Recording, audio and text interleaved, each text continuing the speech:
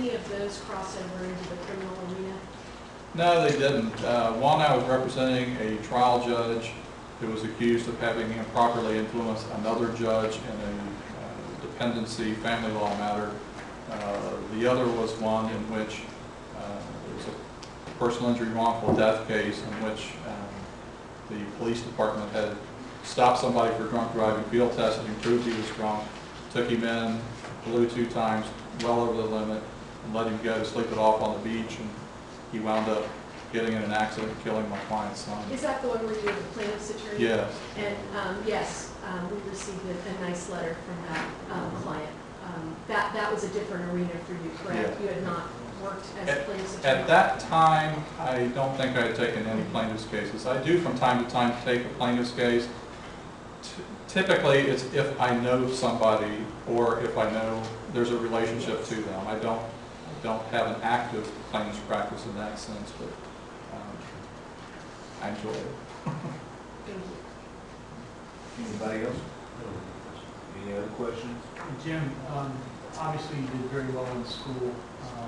You've never been outside the top 10%. In fact, you're #1 in your class at the University of Florida.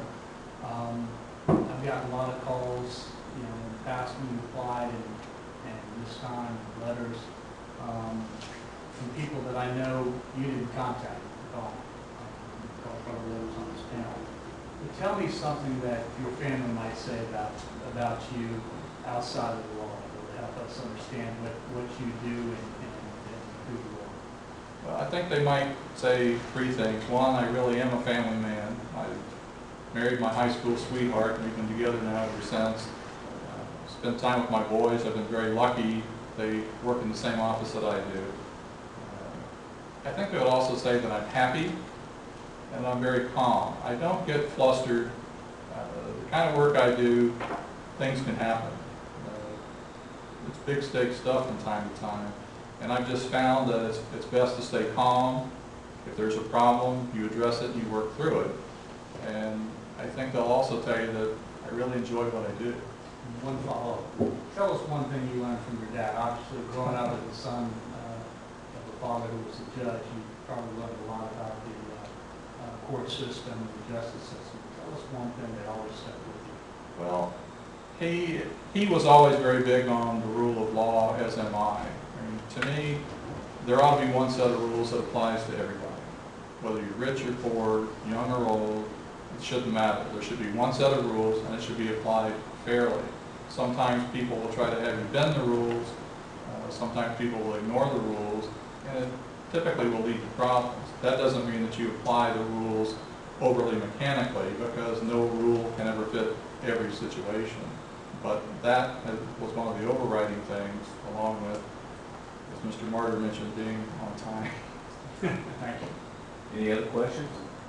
Yes, Lee.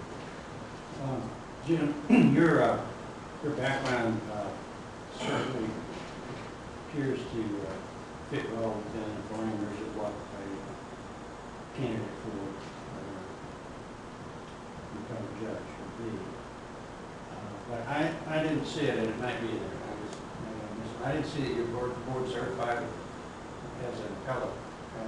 No, I'm not. I'm board certified as a civil trial lawyer. I'm not board certified in appellate law. I've done quite a bit more in terms of trial work than appellate work. I was trying to see exactly how many appeals I had handled, and the courts on their computer system, they go back so far, but I think I've probably handled between 35 and 50 appeals, and that would include petitions for certiorari and things of that nature.